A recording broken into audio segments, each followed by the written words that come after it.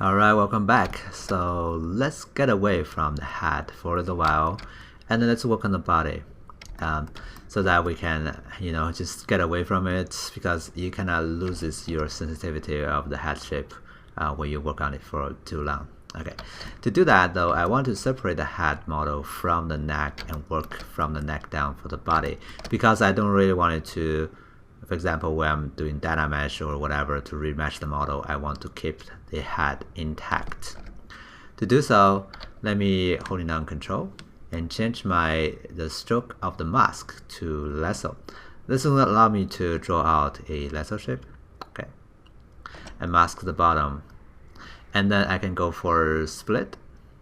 And then you have many ways to split it. You can see what they're doing, right? You can split the hidden ones, split to parts, split unmasked points, and masked points. So I'm going to go for split masked point. What this does is basically splitting the neck from the head. Now you can see the neck is now a separate model. Okay, a separate subtool.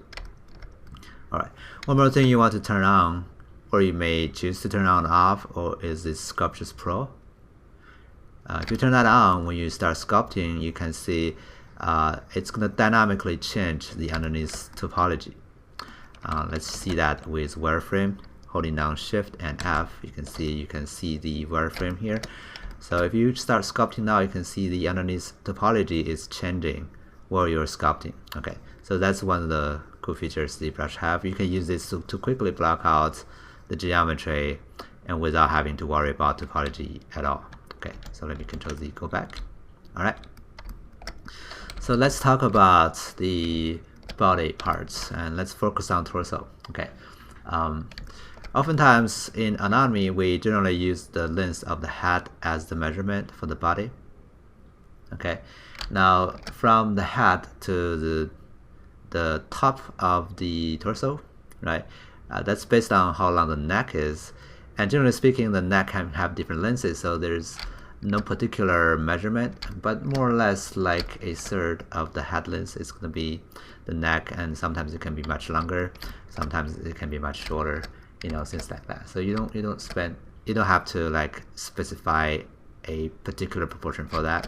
The same actually goes to a lot of body parts, like longer arm, shorter arm, longer torso, longer legs.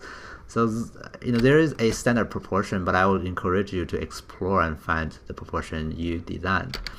Okay. Generally speaking, the torso consists of three parts, two major masses: the ribcage and the hip. Right, that's the primary masses, and then you have the waist in the middle, right? And for the length of the ribcage is around 1.5 head length.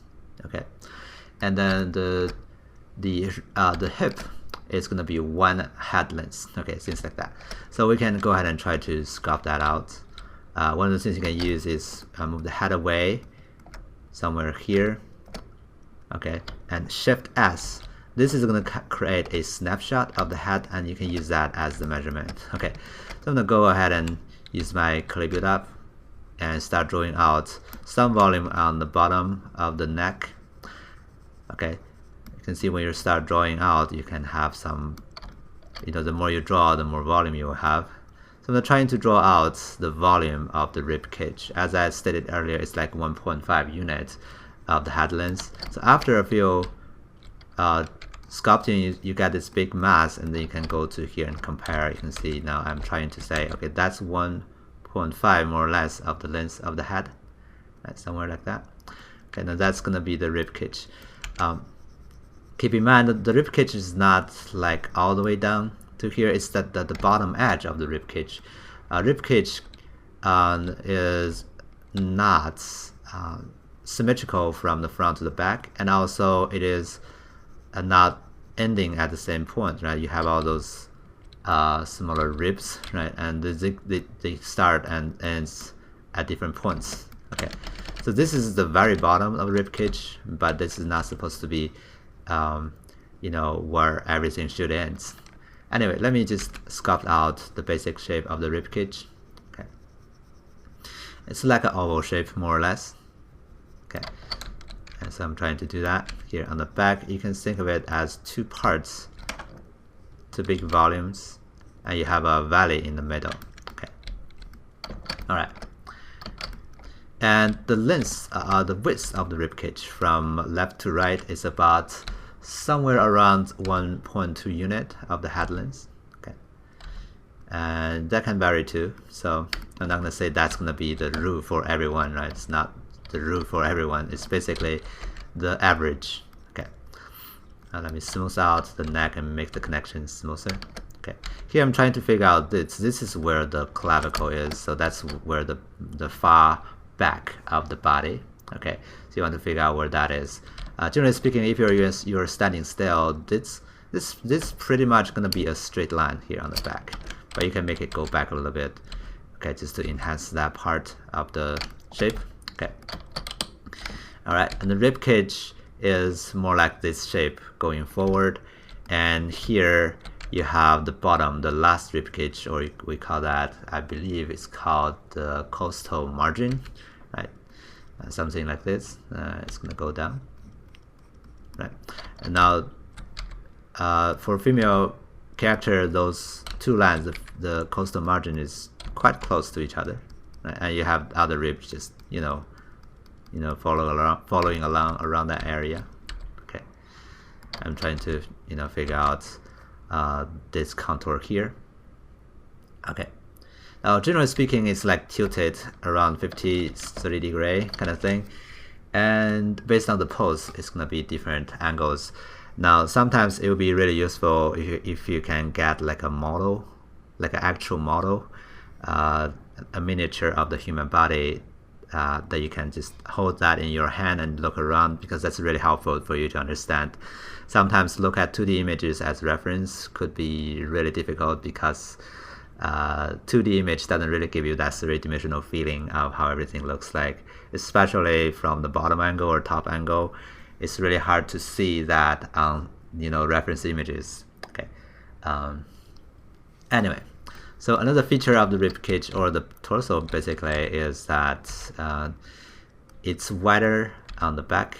It looks like this kind of like shape from the top view. Okay, and when it reaches to the waist, okay, it's going to be the thinnest part.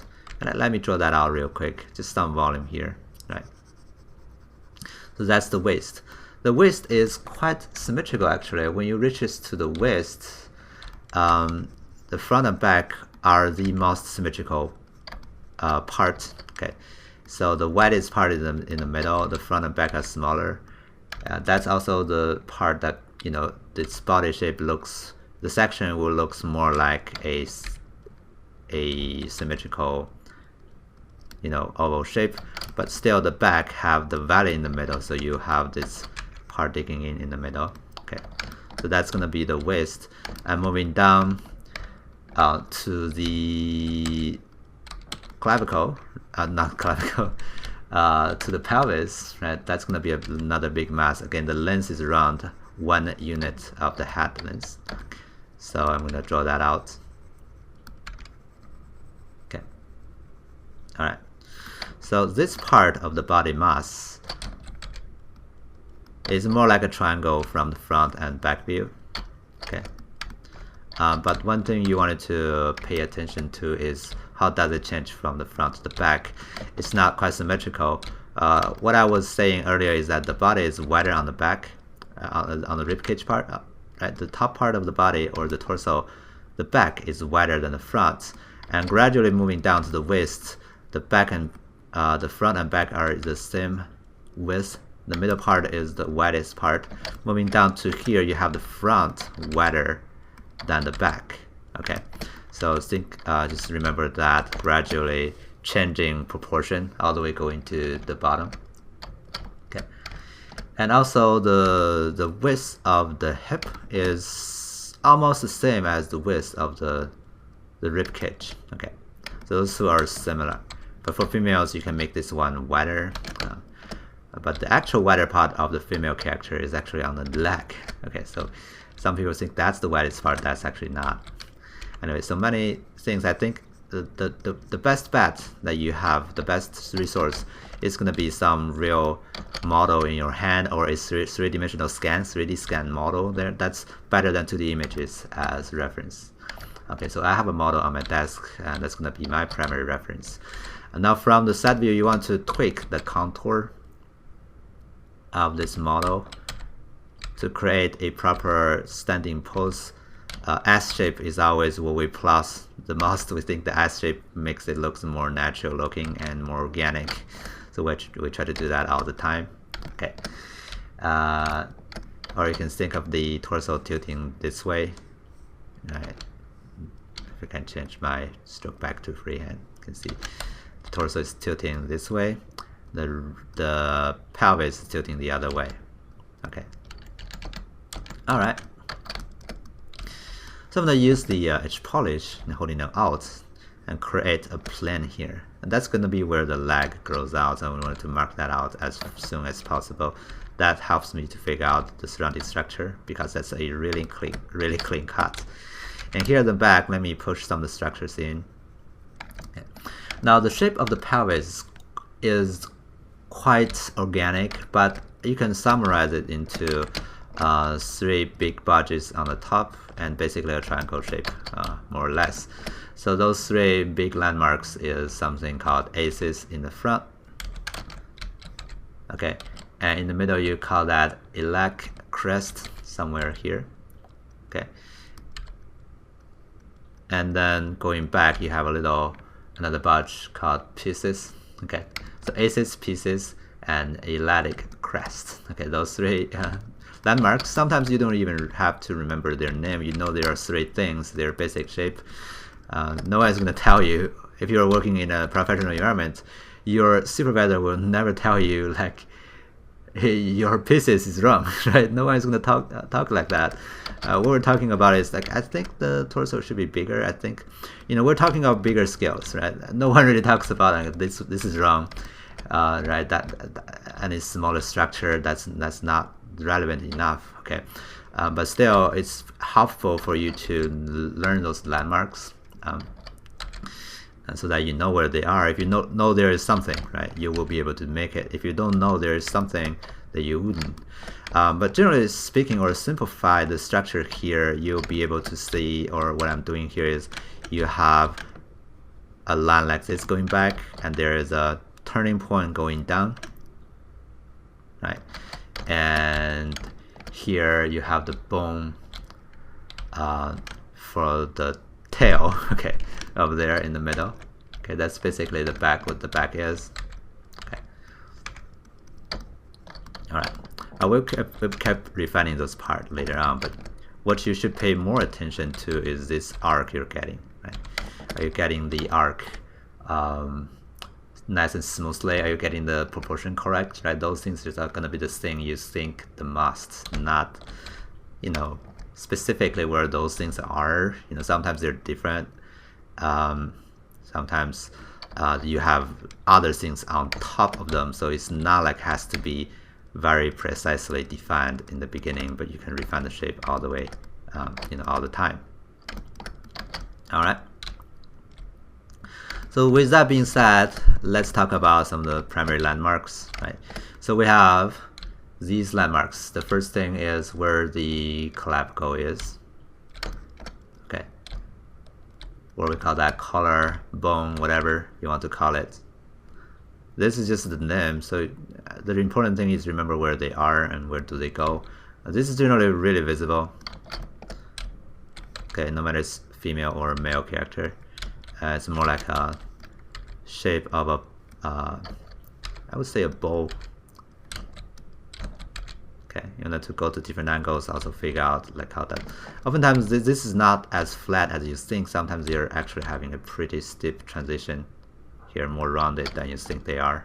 Okay, just like the face, you don't want them to be flat, right? You want to give them arcs, curvatures, and that's the same thing I'm trying to do here, right? So figure out, I don't really want to bring that in that much, but figure out this arc from also the bottom view. Okay. And then you have this muscle here connected from the back of the ear to the top of the clavicle. It has a really long name. It's in Latin, and that's English is not my native language, so it's hard to pronounce that word. But yeah, it's a really long word. Has, I don't know, 15, 20 letters inside of it. It's called Stereocleidomastoid, whatever you want to call it. But you can call this Donald Trump or Obama. You know, that's just a name, right? So I don't think that's really that important. You remember where it is. You remember it's over there. And again, your supervisor will never tell you something is wrong here. We just don't use those names that much. But yeah, I think at least you know where it is, and that's the important thing. Okay, how does it change the shape down the way? You can see it's getting thinner here, it's getting thicker over here, and there are other smaller strands of muscle around it, but we can, you know, refine them later on. But for now, we don't really need to dip into that kind of detail. Anyway, so that's the clavicle, that's the muscle around it. And you can see it does go to the back and connect to the top of the shoulder, and it actually connected to the back of the, you can call that the, what do you call that, shoulder blade, right? That's normally what we call it, but you can also call it scapular, right? So that's gonna be on the back. So proportion wise, this guy is pretty much at, you know, the middle. So I mean, if you draw a line here in the middle and draw a line to the outside, those two lines, and you have the scapular in the middle, and it's not straight, it's tilted a little bit, right? So you can have that over here. Okay, and that's a important landmark, okay, where the clavicle is. And the clavicle have a high ground, and I believe it's called acromeny process, and goes this way, and that's the connection here, connected to the clavicle right there, right? So you kind of want it to be able to at least you know that, but sometimes it's not that visible, right? Because it's covered by muscles on top of it. So I would say you have this big mass, and you kind of have that connection, you know, kind of like just draw something over there to you know, just tell yourself that's where that is, because that marks the top of the rib cage, right? So you kind of just mark that out, and you can smooth that out eventually. Okay, all right, so that's an important landmark. So back is scapular, front is clavicle, and the costal margin, and then the three bodies I'm talking about, pieces, and you have the iliac crest here in the middle, right? And mind those bigger proportions. Okay, so this video is getting super long. I'm gonna stop it right here, and then moving on to the next, then we can maybe blocking a little bit more detail and talk about different muscle structures around it, and then we can move on to legs and arms. Okay, see you next time.